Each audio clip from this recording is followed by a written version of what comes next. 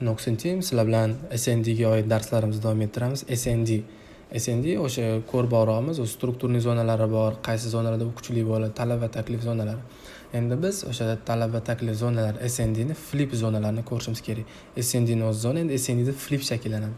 Flip so'zi o'z ingliz tilidan pramo tarjima qiladigan bo'lsak, razvorot, salto, shu narsa ma'nolarni bildiradi. Endi biz batafsilroq hozir ko'ramiz, nima sababdan failed reaction qanaqasi shakllanadi, hammasiga e'tibor berishimiz mumkin bo'ladi.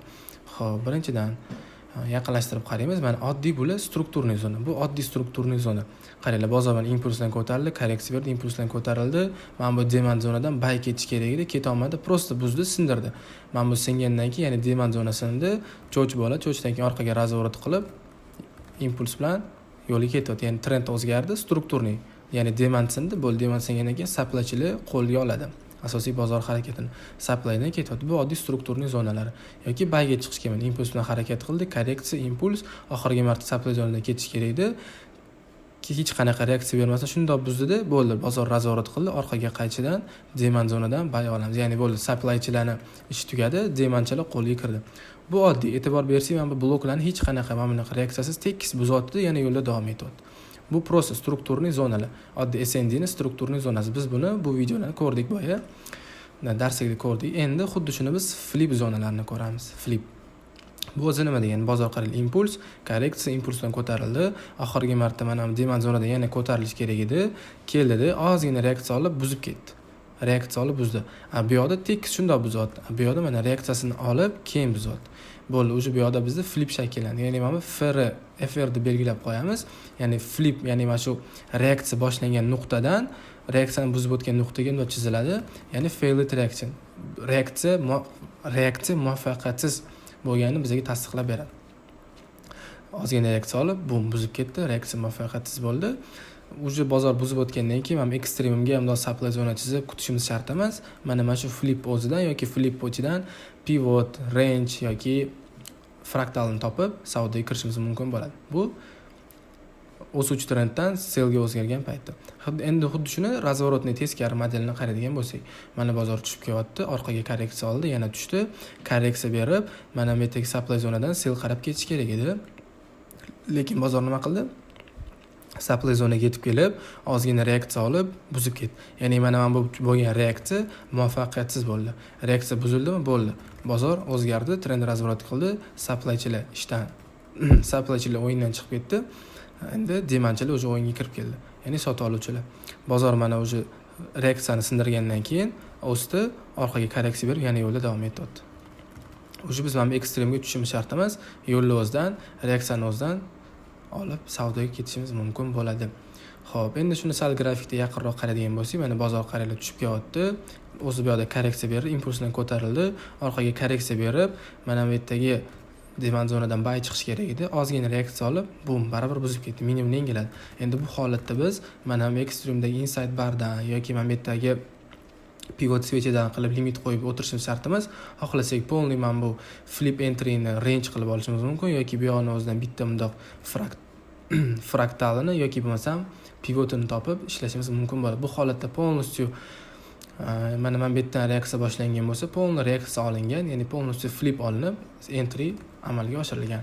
Endi buy modelini qaraydigan bo'lsak, bozor korreksiya berdi, impuls bilan tushdi, orqaga korreksiya berib, sell ketish kerak edi. Mana bu yerdagi inside bar switchdan blok qo'yilgan, lekin bozor nima qildi? Keldi, blokdan ozgina reaksiya olib, sindirib o'tib ketdi mana. Sindirgan joyda FR deb belgilandi, bo'ldi, flip bor.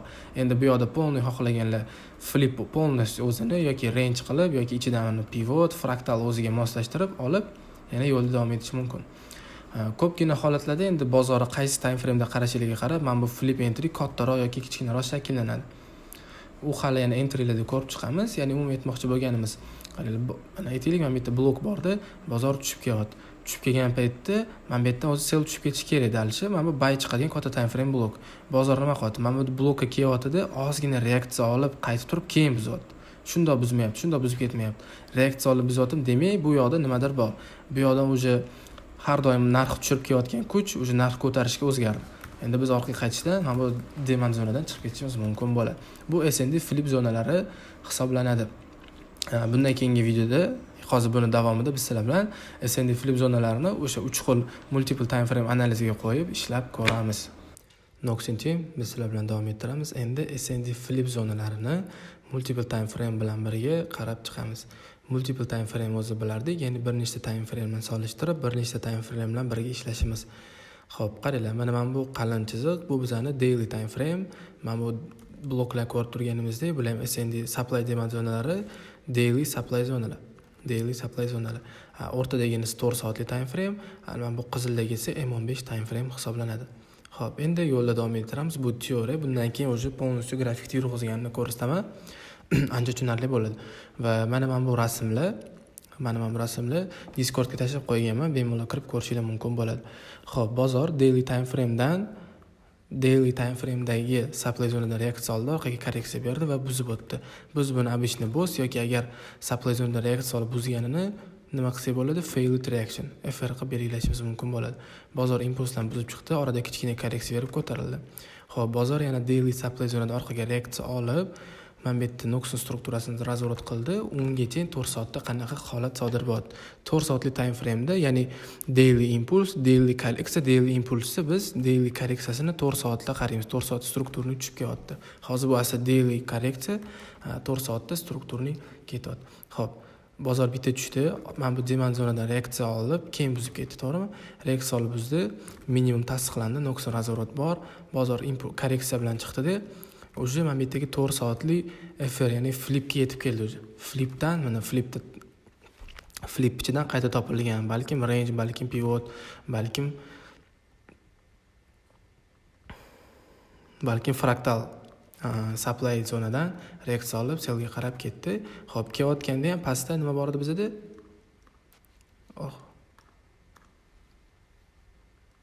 Kelayotganida ham bizda nima bor edi? Demand zona bor edi. Bozor shu demand zonadan reaksiya oldi. Demand zonadan reaksiya olib pastga qarab buzdi. Bizda o'zi bu yana bitta flip bor. Endi bozor pastga buzib o'tgandan keyin orqaga qaytayotganda ekstremga chiqish shart emas. Bizda orada flip bormi? Flip o'zidan bitta risk bo'lishi mumkin. Xohlaganlar 4 soat o'zidan, xohlaganlar buni ichida yana razvorotini ushlash mumkin. Umumiy flip zonadan reaksiya oldi. Bozor impuls bilan yana pastga qarab tushdi, orqaga korreksiya berdi, hech qanaqa blokdan tegmasdan, ishlamasdan selga qarab yana ketdi.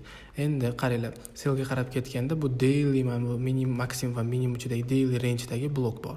Daily demand zonadan bozor o'zi orqaga qaytish reaksiya olishni boshladi va mana bu yerdagi 4 soatli supply zonadan selga ketish kerak edi.